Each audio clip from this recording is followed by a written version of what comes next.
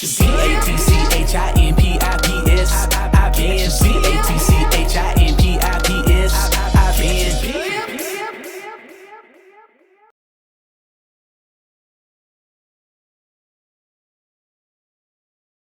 Hey, it's your man Charlie P.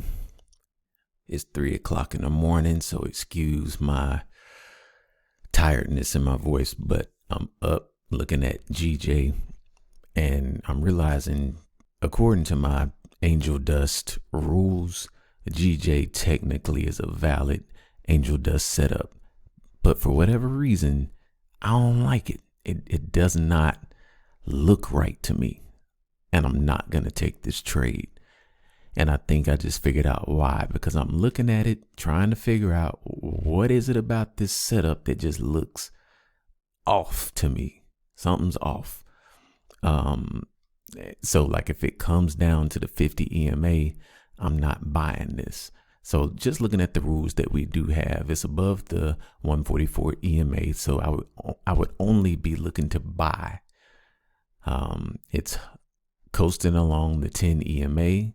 While at the same time, the E-list Fisher is below the 50 level down here at the bottom, so that rule's met. The center point, we got our PCP, we got the peak, center, and so I would draw a line here to represent where my center point is. And then we have a pass candle right here. The pass candle happened at 9 o'clock chart time. It also happened while the E-list Fisher was still below the 50 level. So all the rules are met. Why don't I like it? Let's talk about it. One thing that I'm noticing is that we don't have, like this upward slope right here is bothering me. It's just bothering me, and I don't know why. I don't draw trend lines or anything like that. I'm just showing you a visual of what I'm talking about. That upward slope, something about it I don't like. I went back just now and I looked at some previous setups, and I know why I don't like it now. So check this out. Let me zoom in and show you something. Notice how after the center point happened, or like, okay, so we got a pass candle, cool. But now that we got a pass candle, we know for sure this right here is a center point. After the center point happened, price came down to here. So I'm gonna draw a line at the bottom of where it came down, that candle body. Notice it never went under a previous low. Like it never broke through a previous low. And so this right here would be the previous low. Oops, if I can move my line again. This would be the previous low. It never broke through that. Now let me go to some different setups that I've shown, like on the last example. On the last video. We looked at this example right here on on USD JPY. And I'm only going to focus on the peak center pass part of the thing because that's really all I'm talking about. So here we had a peak. This was our center point. So I'll draw a line just to represent where my center point was. After we got that center point, it came down and it closed just below the previous low over here. So this previous low was 141,686 versus this one was 141,679. So it closed a little bit below the previous low. Let me show you a couple of more. Over here on the Euro USD, I know I showed some examples from June. I want to say it was June 20 something. Yeah, here it is right here. So looking in this box, if we focus on the peak center pass, this was your peak. I'm gonna draw a line at the top of the center point right there.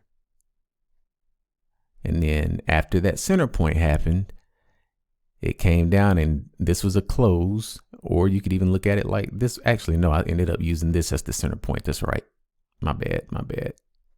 Sorry. Top of the center point was right here. It came down and it closed below the previous low.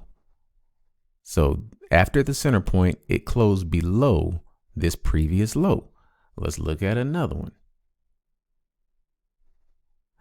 It was right here. Here was another trade that I showed in the Angel Dust video just now.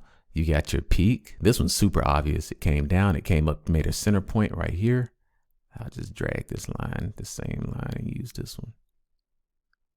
After we got our center point, which we don't know until we get a pass candle, which was right here. But now that the center point is fully established, after that happened, it came down and closed below this previous low that happened before the center point.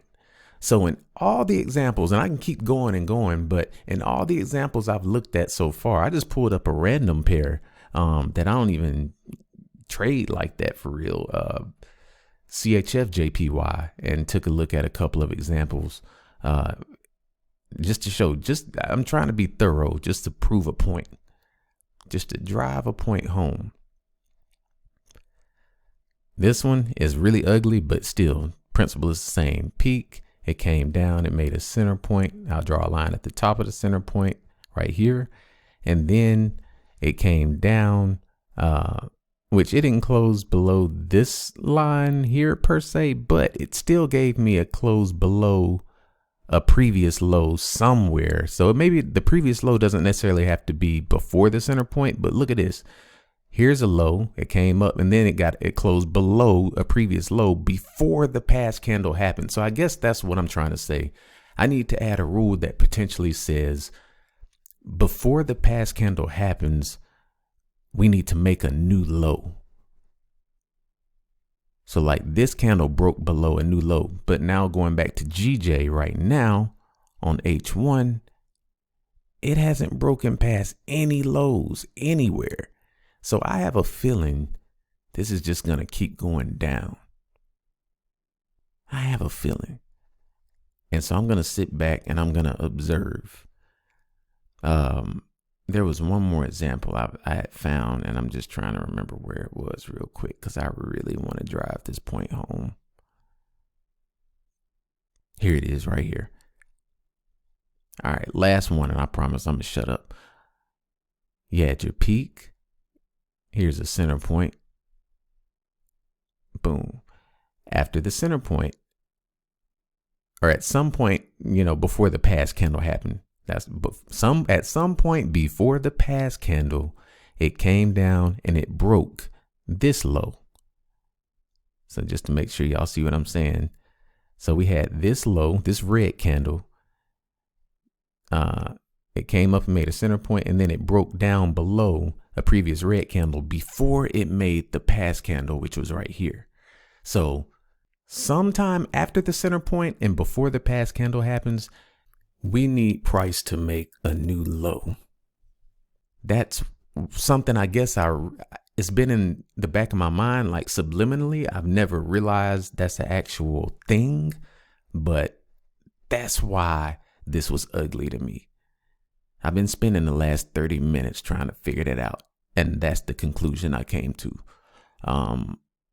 So yeah, but right now I just need to observe what's going to happen.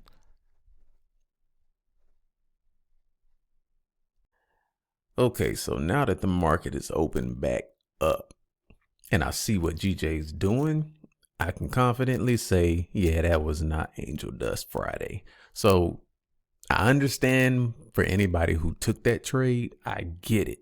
But when GJ does Angel Dust, like, it's gonna move in a very clear trending direction. So since it didn't move up a lot, like that pretty much stayed in consolidation and now it's heading down. Or it might not hit like down. It might go up from here. But the point is, we would have been stopped out at this point, like, or broke even or something like that.